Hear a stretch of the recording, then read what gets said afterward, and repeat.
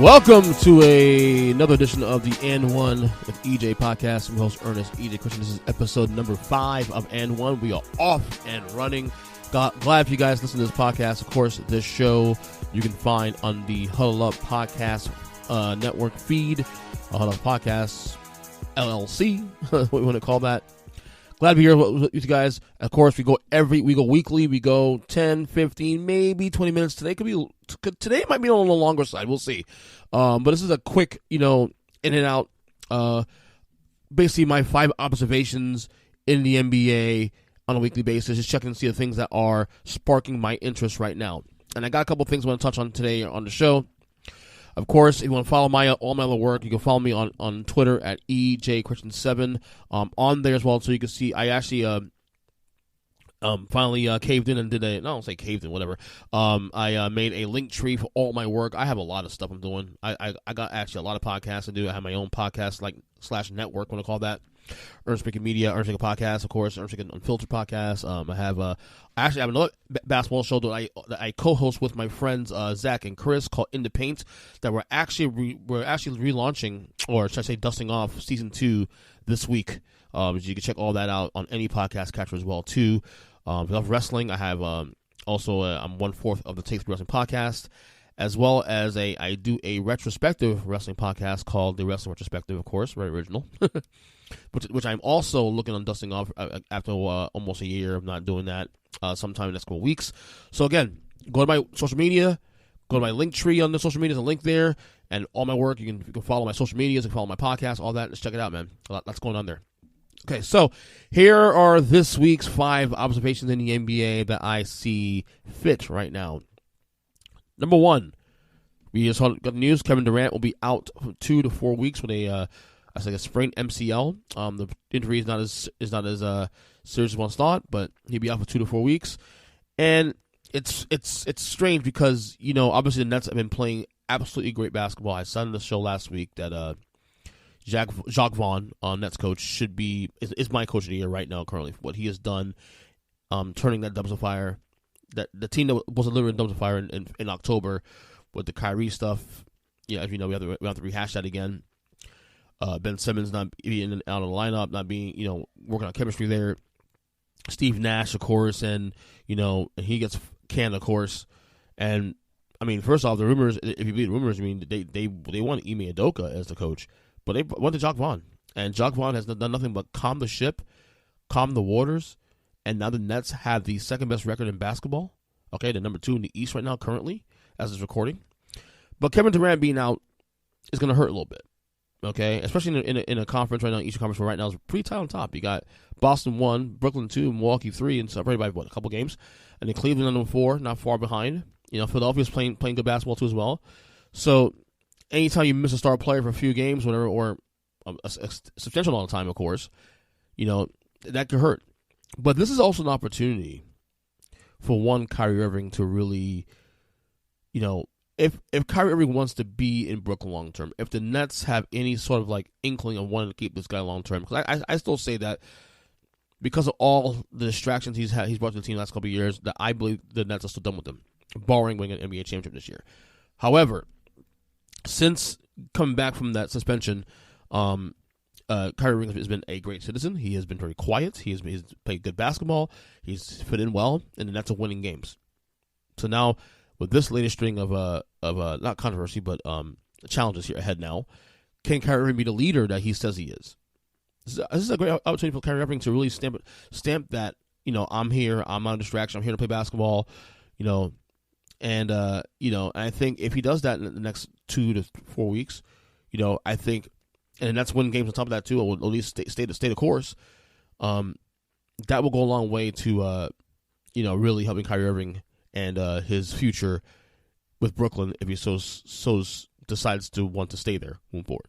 So something to look at in the next couple of weeks is Kyrie Irving's performance and behavior in the next couple of weeks in Brooklyn. All right, number two observation here.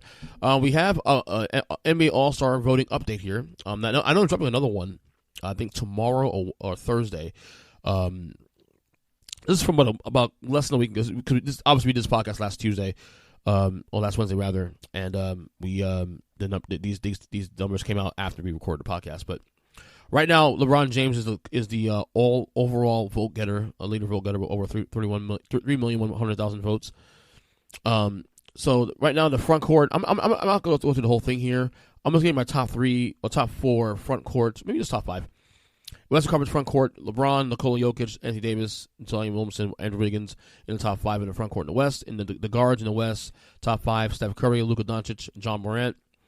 SGA: Shai Gilgeous-Alexander in OKC, of course, and Klay Thompson in the West as well.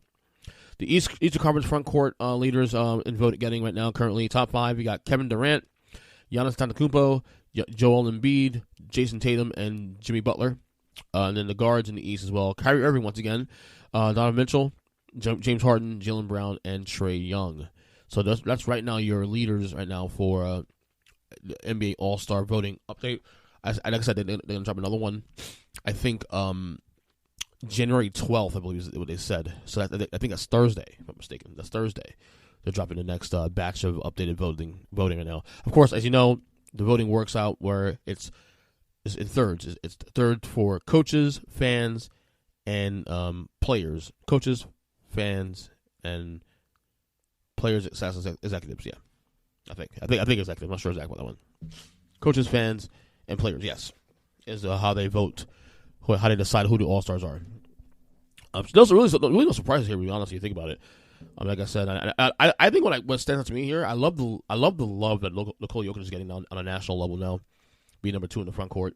Even over guys like AD and Kawhi and guys of that nature, because Jokic is just having a fantastic year. Jokic right now is my MVP, and if I had a vote today, I'd vote for MVP, and he would win his third straight MVP if I had my way. That's my opinion here, of course. So let's look at it right now. All right, third observation here. Despite their record right now, as this recording, I believe the Warriors are 20-20. They're at 500. Let me check this out real quick to make sure I get this right. They are at 500. And I think they play tonight as well too. So obviously we'll have an update on that. They play Phoenix tonight. The struggling Suns. Despite the record, I think it's too soon to count on the Warriors in the West, and as the West also as the NBA title contender. And I still say they are, because obviously they have had Steph Curry's been out for a little while now. We don't know when he's coming back, but the West is wide open. As I've been saying, the West Conference is wide open. Like, you have Denver, you have New Orleans, you have Memphis in the top of the conference, but then you have a big cluster in between 4 and 12. Like, even the Lakers right now are not that far off from the play-in now. They've been playing good basketball. So there are no runaways in the Western Conference. And I believe, now, here's the thing, that if you're a Warriors fan, this is what scares me. Like, at home, they're a fantastic team. They're an all-star level team, unbeatable team at home. On the road, they're literally a G League team. They're terrible on the road. I don't understand the big discrepancy between that and that. Like, I don't understand how they are that bad at home. That I have not figured out yet. But anyway, I still think if they're healthy by April and they're in the playoff situation, they can be the 6th seed. They can be a play-in 7-8 seed. I think they will be a problem no matter what. And I think if you're let's say the Warriors are 6th seed and they play New Orleans first round, right there is the most dangerous 6th seed in the history of NBA basketball. So the Warriors are not going to be an issue. Andrew Wiggins is coming back now. He missed 15 games. He's back. Like I said, they're going to get healthy at the right time, and if they stay healthy by the end of April, I still think you look at the West, you look at my top teams in the West, I think Golden State's still in the conversation of being a title contender. Looking at Denver, looking at, obviously, Memphis and teams of that nature, Golden State's still in the mix. That's what I believe. I believe the Warriors are still going to be a problem moving forward. All right, is that number 4? Number 4. LeBron James wants the Lakers to do something. Now, the Lakers, prior to last night, losing to Denver on the road without LeBron, by the way, for the record. The Lakers have been playing good basketball without Anthony Davis, which has been fantastic, which has actually been very, very shocking. But LeBron wants the Lakers to do more. Make a trade. he was quoted as saying that you know what the fuck I want. You know, basically, let's get this going. This kind of thing to the effect of that. I don't disagree with LeBron on that, making a move. But again, the way this team was constructed, and granted, I believe Rob Pelinka, general manager, does deserve most of the blame for this. You know, because again, ultimately, it comes down to him. Roster development comes down to him. But LeBron made his bet here. Like, I don't know what other move you can make at this point now. I mean, you had the team. First off, you had the team 2 years ago that won a title. Now, granted, it was in the bubble, but 2 years ago won a championship. Okay. And 3 years ago, rather. No. 2023 now. I'm still getting used to the years. They won a championship in 2020 bubble. And, you know, you had that team in place. Okay. And that was a title team. And you literally broke it up immediately because of whatever reasons, you know, I don't know, it was salary cap, whatever it may be. So you had pieces in place. You let all the pieces, Kyle Kuzma go and Alex Caruso go. Those guys would be immaculate on this team right now. Now, these players have been playing very well. These dual players have been playing very well as of late. But at the same time, you know, this is LeBron's bed. You know, when you pay max dollars to LeBron James and max dollars to AD in a salary cap league, and then you bring Russell Westbrook, who we all knew was not going to be the best fit because of how he plays and the chaotic of his play. You got to share blame for this too, also. So yeah, the Lakers should make moves, but what's left? What's the last chip left for the Lakers to use? Is those draft picks from 2027, 2029. Now, if I'm the Lakers, do I use those chips, those picks to move? Honestly, I would, because this is the last. Your best chance to win a title right now is probably still this year because the West Conference is still wide open, and it includes the Lakers too. Well, I'll talk about, you know, Lakers being, you know, underwhelming and stuff, record, you know, sub 500, all that. Because the West is wide open, I believe the Lakers can't be counted out completely either. So if you can make a move to get another star-ish player, another key contributor, that can go a long way for the Lakers. So while I agree with LeBron in theory, again, LeBron has to acknowledge that he is part of the problem here too as well. And finally, number 5, my last thing of this episode, number 5, the 5th episode. I think I'll do this every month now. I think I'll do another one of these in February. I'm going to give my NBA League Pass rankings, although these 5 teams that I enjoy the most to watch, I enjoy watching on League Pass the most, I'm not going to rank these. These are just my 5 favorite teams I've watched so far in January that I enjoy watching play basketball. So this is not in order here, although I should rank them, really. But I guess these could be in rank. I guess these could kind of be, you know what? Let me see if I can rank these real quick. Yeah, you know what? I'll this is my rankings.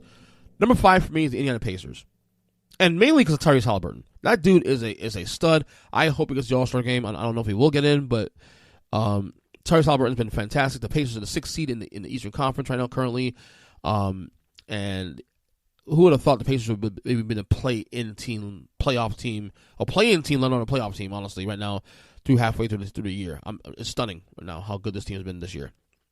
Number 4, the New Orleans Pelicans. Of course, the return of Zion Williamson. You know, they'll get Brandon Ingram back soon and all that.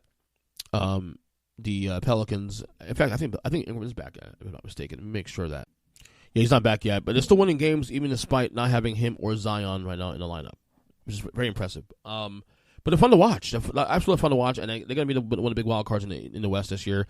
I still think they're a year away because there's a lot of maturing to be done there, of course. But again, when you have a wide open West, anything's possible. Third favorite team to watch League Pass is the Sacramento Kings. Man, this team is fun to watch. They are currently the 5th seed in the Western Conference.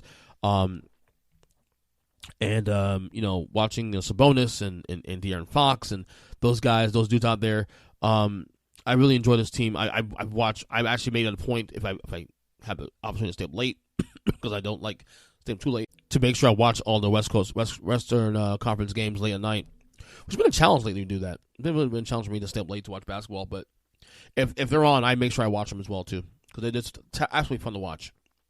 Number 2, the Denver Nuggets. This is easy. Nikola Jokic, of course, my current MVP, and this team feels different than previous Nuggets teams, of course.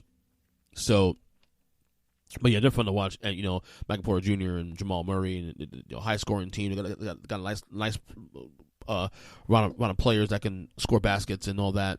You know, so you know that they're fun to watch, and to me, they're my West leader right now in terms of the finals, West finals. Not leader, but prediction. I think I feel like this is the year for Denver to get into the finals finally, to crack the code finally. It feels that way. It feels like a different team this year. It feels like a different Jokic, especially this year too.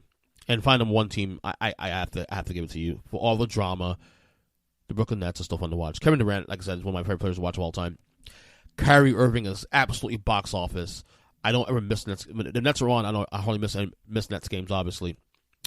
Like I said, they're a fun team to watch, and they play defense now too. They actually improve on defense. And again, a credit to Jacques Vaughn.